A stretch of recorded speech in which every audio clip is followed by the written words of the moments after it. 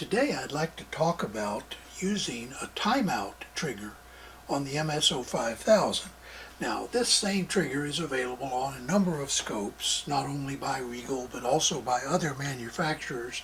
It may have a different name, sometimes manufacturers call it differently, but fundamentally what this trigger does is it allows you to look for a space in time during which no transition occurs.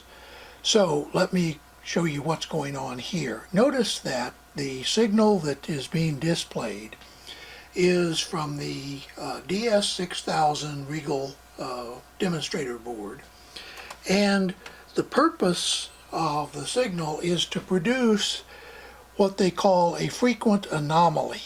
Now, the basic signal is like a square wave with about 500 nanoseconds on time and 500 nanoseconds off. In other words, it normally looks like this. But occasionally, the flip-flop that produces the output fails to latch. And so a transition that's supposed to go from a 0 to a 1 and then remain there for 500 nanoseconds instead falls back to the 0 level fairly quickly. We're using a timeout trigger to find this, and in a minute we'll talk about where in designs this kind of thing you might want to look for in an embedded system. But the way this is set up, I have the timeout set to 900 nanoseconds. So what it is saying is if 900 nanoseconds from a falling edge goes by and there is no rising edge, trigger the oscilloscope. That's what the timeout trigger does. We'll come back to this when we talk about how to set it up. So now let's look at where you might want to use a timeout trigger. Most of the time, a system that, an embedded system, will have a master clock signal. A signal that is basically the timing reference for the entire system. And in low precision embedded systems, that clock source is often one of these inexpensive crystal oscillators. They're relatively stable. Obviously, if you need precise timing, you would use a much more precise frequency standard, like a rubidium standard. But in many designs, you'll find that it's simply run off of a crystal oscillator like this. A lot of microprocessors and microcomputers have these crystal oscillators actually in the chip. So they run the clock for the computer off of this. And sometimes that pin is brought out and can be used for external clocking. Sometimes you have to supply an external clock, or you might need to have an external clock for other reasons, and that's where a crystal like this might be used. The problem is that a crystal like this will only provide enough output signal to drive a few inputs. So if you have a fairly complicated system where you need to distribute the clock to many places, you probably will need to buffer the clock and divide it into a number of clock streams. Let's take a look at that. So you might have a situation like this, where the oscillator drives some number of buffers, and each of those buffers then is distributed to a particular place. Sometimes this place might be somewhere very close, sometimes it might be a long ways away, perhaps even on a different board or even a different chassis in the case of rack-mounted equipment.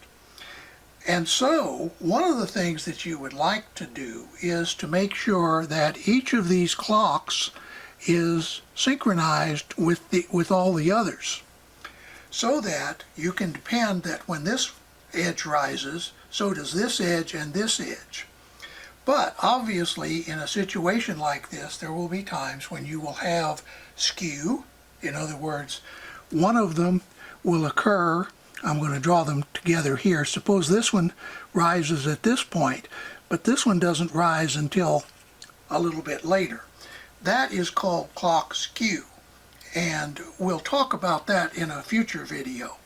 In this video, we're interested in a case where we expect a nice even clock like this, but instead we get a clock like this.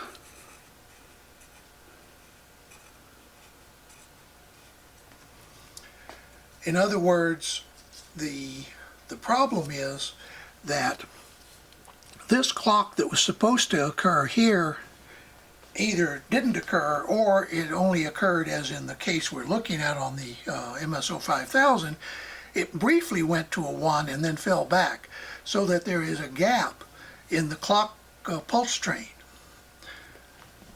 So that's where you might want to use a timeout trigger. There are other possible uses as well, but now let's look at how you set this up on the MSO5000.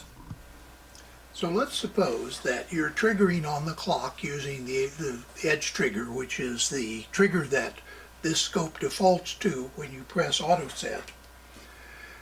And you'd like to look for a gap in the clock pulse.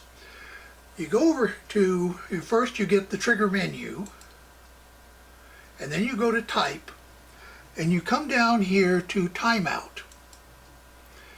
Now, timeout presents you with a trigger level, and that's the dashed line, which can be set with the trigger level control on the far right of the MSO5000.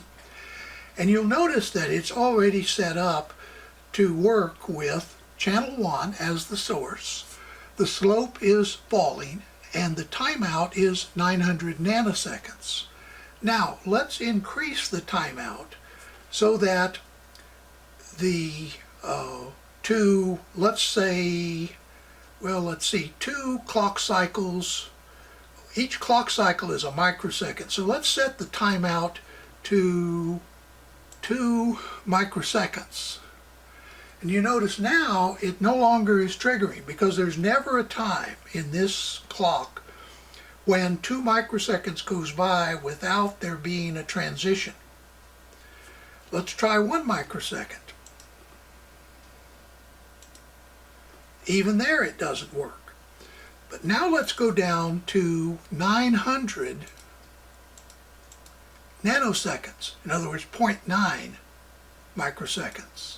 And now it triggers. And the reason is that this falling edge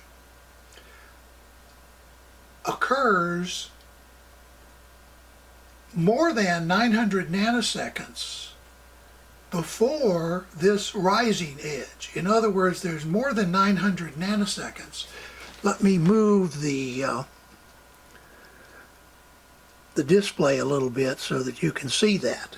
You see that over here, this is 500 nanoseconds per division. So 500 nanoseconds and a microsecond later.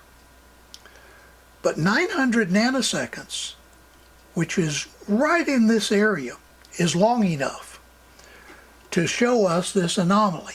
Now let's set it to something less. Let's set it to 600. And notice it still works. Let's go to 500. And you notice now it triggers on every clock pulse, because 500 nanoseconds, where we have the timeout now set, is normal for this clock. But if we set it to anything over 500, let's say 550, then we find our anomaly. That is a point in the clock chain where a clock transition is missing. So I hope this gives you an idea of how to set up a timeout trigger and where you might want to use it in an embedded system. Now, if you're dealing with a very simple embedded system with a clock that maybe is only distributed to 2 or 3 places,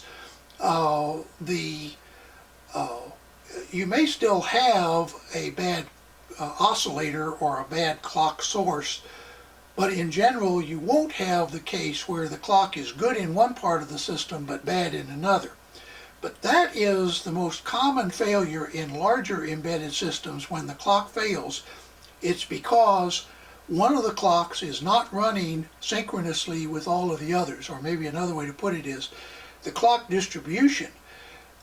One distribution line is not remaining synchronized with all the other clock distribution lines. So I hope that you've learned something from this. If not, then at least been entertained by my fumbling with an oscilloscope.